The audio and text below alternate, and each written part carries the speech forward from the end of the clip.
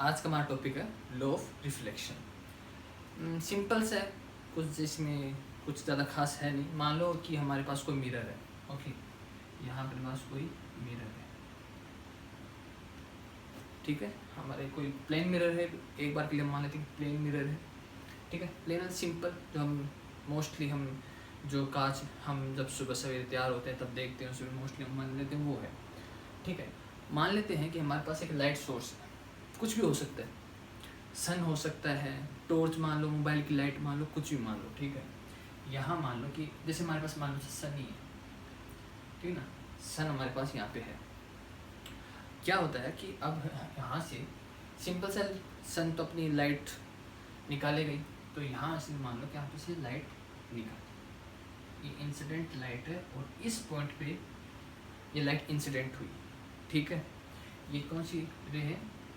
जो लाइट आती है ना, सबसे पहले कोई अपने पास सरफेस है, उसके ऊपर कोई लाइट अगर सबसे पहले पड़ती है तो हमें उसे इंसिडेंट लाइट कहते हैं, ओके। तो ये हमारे पास इंसिडेंट रे कह देते रे, ठीक है। तो ये हमारे पास थोड़ा सा लाइन थोड़ा डिस्टर्ब, लेकिन एकदम सीधी लाइन में आता है। तो हमारे पास सबसे पहले ये है। अब ये पॉइंट ऑफ इम्पैक्ट मान लो, या पॉइंट ऑफ इंसिडेंस मान लो, ये हमारे पास है पॉइंट ऑफ इंसिडेंस, ठीक है। तो ये लाइट यहाँ से आई, मिरर रखा हुआ है, आई सबसे पहले यहाँ पे ये पॉइंट ऑफ इंसिडेंट पे आई। अब इस लाइन के परपेंडिकुलर, इस पॉइंट की परपेंडिकुलर हम एक लाइन ड्रॉ कर लेते हैं, ठीक है। ये हमने इसकी एक परपेंडिकुलर, सॉरी ज़्यादा ही हो गया,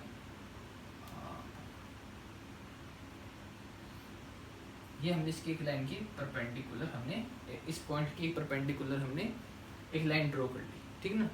चाहे वो कैसे मिरर हो, चाहे ऐसे हो, चाहे ऐसे हो, कैसे भी वो मिरर हो, उसकी जिस पॉइंट पे इम्पैक्ट हो तो उसकी परपेंडिकुलर हम एक लाइन ड्रॉ कर लेंगे, ठीक है। तो ये मान लेते हैं ये एंगल है अपने पास आई इंसिडेंट, ठीक है। जो रे हमारे पास आई उस एंगल पे हम मान लेते हैं। अब दूसरा, अब यहाँ से ये लाइट इसी एंगल से, जिस एंगल से आई थी, थोड़ा ज़्यादा लग रहा है, ये इसी एंगल से वापस रिफ्लेक्ट हो गई, ठीक है। ये मान लेते हैं रिफ्लेक्टेड रे, रिफ्लेक्टेड।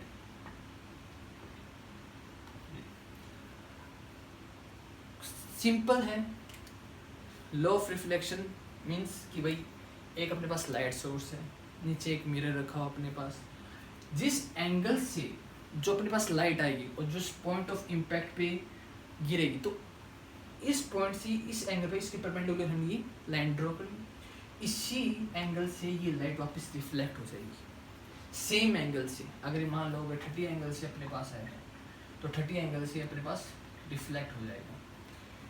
तो पहला लॉ तो यही कहता है इसका कि जिस एंगल से जो इंसिडेंट लाइट आएगी उसी एंगल से वापस रिफ्लेक्ट हो जाएगी। तो पहला लॉ तो हमें ये कहता है। अब हम इसमें दूसरी बात और देख लेते हैं।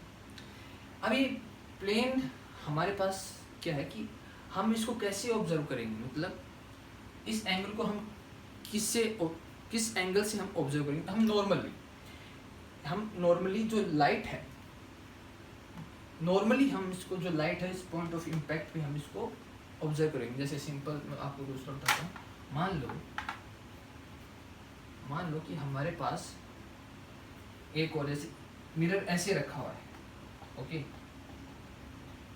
मिरर हमारे पास, तो मान लो यहाँ से एक लाइट आई और ये लाइट ऐसे चली गई, तो हमने कहाँ से ऑब्जर्व किया इसको, इस पॉइंट ऑफ इम्पैक्ट पे कितना एंगल है इस पे बना रहे, इस पे परपेंडिकुलर खींच लेंगे हम। तो नॉर्मली हम इसको ऑब्जर्व करेंगे कितना ये इंसिडेंट, कितनी एंगल से ये इस पे आया है।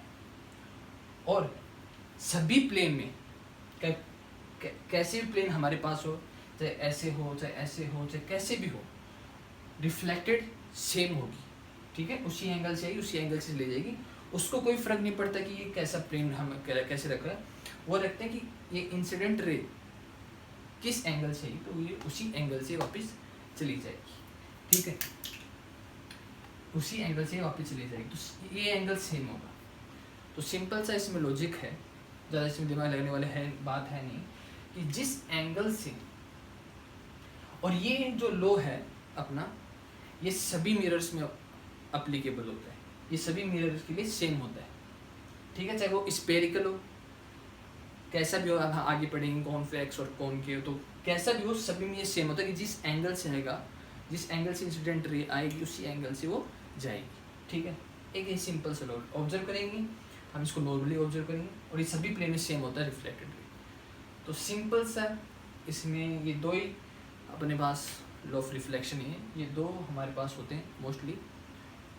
तो आई थिंक आपको समझ में आ गया होगा।